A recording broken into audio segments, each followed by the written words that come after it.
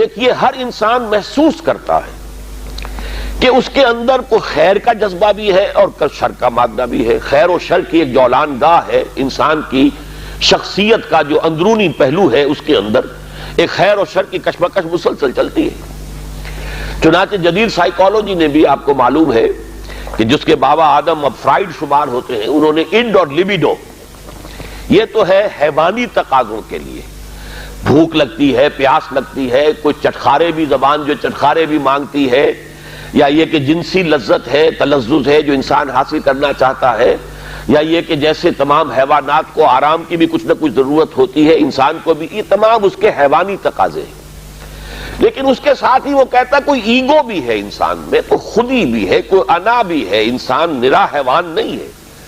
اگرچہ جو فلسفہ ڈارون کا ہے اس نے تو انسان کو نرا حیوان بنا دیا، وہ تو اس کے علاوہ کسی اور چیز کو کسی درجے میں بھی تسلیم اور ریکگنائز ہی نہیں کرتا. لیکن فرائیڈ کا میں کم سے کم اس درجے میں قائل ہوں کہ اس نے تو ویسے انسانی شخصیت کے 3 لیولز کو ریکگنائز کیا ہے، اور وہی 3 لیول ہے جو قرآن بیان کر رہا ہے. اگرچہ وہ جو پہلا لیول ہے اس کو تو یقیناً اس نے صحیح سمجھا ہے، لیکن دوسرے اور تیسرے لیول کو وہ صحیح طور پر آئیڈینٹیفائی نہیں کر سکا اور ایک دوسرے سے ممیز نہیں کر سکا. یعنی انڈ اور لیبیڈو یہ تو حیوانی تقاضے ہیں جس کو قرآن کہتا ہے نفس امارہ، انسان کا وہ نفس کہ جو اسے بدی کا حکم دیتا ہے.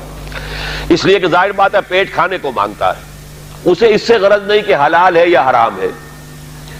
چٹخارا جو ہے وہ تو اپنی تسکین چاہتا ہے، اسے اس سے بحث نہیں کہ کوئی چیز جائز ہے یا ناجائز ہے. شہوت کا جذبہ جب برانگیختہ ہوتا ہے تو اسے تو اپنی تسکین چاہیے، سیکشول گریٹیفیکیشن جسے آپ کہتے ہیں، سینشول گریٹیفیکیشن. اسے اس سے بحث نہیں کہ جائز راستہ ہے یا ناجائز راستہ ہے، لہذا وہ حد اعتدال سے تجاوز کرے گا، صحیح راستے سے ہٹے گا. یہ گویا کہ اس کی سرشت کے اندر ہے. اس لیے ان نفس لامارۃ بالسوء، یہ انڈ یا لیبیڈو ہو گیا. دوسرا لیول وہ کہتا ہے ایگو ہے. تیسرا وہ سپر ایگو کہتا ہے. اگرچہ قرآن مجید نے اس کے لیے 3 علیحدہ اصطلاحات استعمال کی، نفس، قلب اور روح. 3. سپر ایگو اصل میں روح ہے، لیکن وہ نہیں سمجھ پایا اس کو. اس کی ڈیفینیشن جو ہے سپر ایگو کی وہ بڑی مختلف ہے، لیکن یہ میرا اس وقت کا موضوع نہیں ہے. اس وقت میں صرف یہ چاہتا ہوں کہ ریکگنائز کریں کہ یہ انسان کے اندر 2 پہلو ہیں جن میں کشاکش ہے. ایمان مجھے روکے ہے تو کھینچے ہے مجھے کفر، کعبہ میرے پیچھے ہے کلیسا میرے آگے ہے. ہر انسان کو محسوس ہوتا ہے کہ ہے.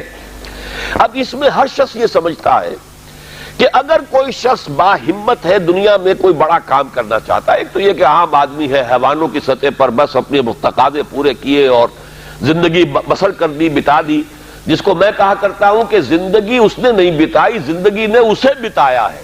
زندگی نے اسے گزارا ہے، اس نے زندگی نہیں گزاری. زندگی تو وہ شخص گزارتا ہے جو اپنا کوئی ہدف معین کرتا ہے، کوئی آئیڈیل، کوئی آدرش، کوئی نصب العین وہ اس کی زندگی میں ہے، جس کے لیے وہ محنت کرتا ہے، بھاگ دوڑ کرتا ہے، اس کے حصول کی کوشش کرتا ہے.